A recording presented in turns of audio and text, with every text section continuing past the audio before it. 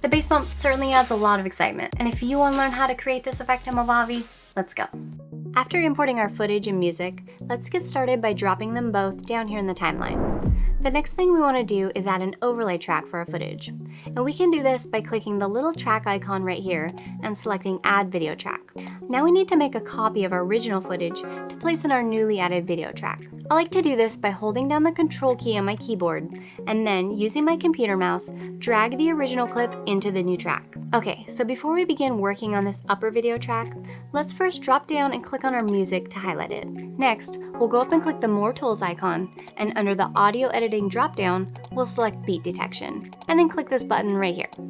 Now that we have beat detection applied, let's drag the slider adjustment over to the left a bit. This gives us plenty of beat markers to work with.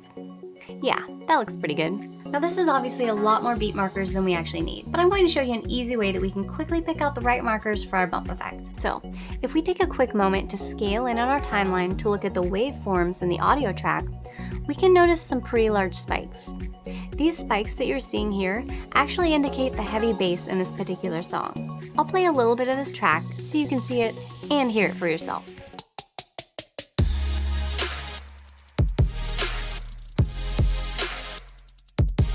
Okay, now that we've visually identified these, let's use these audio spikes as a reference and move the playhead right over the first one.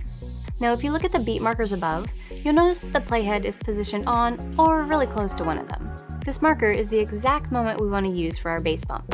So let's quickly scale in our timeline for a closer view, and to make sure our playhead is lined up nicely to the beat marker. That's close enough there. Okay, now that we have it lined up, what we need to do is split our overlay track right here, using the keyboard shortcut Control-B, or if using a Mac, Command-B. After splitting, let's move forward a few frames by holding down the Control key and tapping the right directional arrow 3 times. Again, if using a Mac, instead of Control, you would be holding down the Command key. From here, we'll split the footage once more and that's it. We're ready to move on to the next bass hit in the song.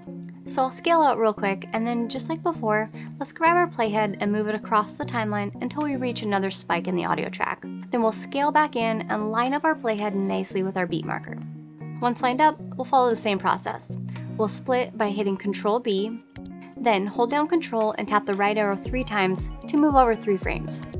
And then slice it once more by hitting Control-B. Now you're probably getting the hang of this, so I'll speed up the rest of these. Remember, all we're doing is lining up with the correct beat marker, splitting our clip there, moving forward a few frames, and splitting again. That's it. Okay, once we've finished up with all of the beats we need, let's quickly go through and delete the leftover footage in between. By holding down the Control key, we can left-click every other one of these to highlight them as a group. Once they're highlighted, simply tap the Delete key, and we're left with only our little bass bump clips. Now the fun part. Let's highlight all of our remaining clips at once like this, and give them the bump effect. So to do this, we'll head over to the More Tools icon, and from the Video Editing dropdown, choose Crop and Rotate. Now let's come over to the preview window and shrink this frame size down a little bit. This cropping is what actually creates the bass bump. The smaller you crop this down, the larger the bump is going to be. Now, by off-centering this frame, we can create a directional bump. Let me show you what I mean. I'm going to offset this frame over to the side a little, and let me show you what that'll look like.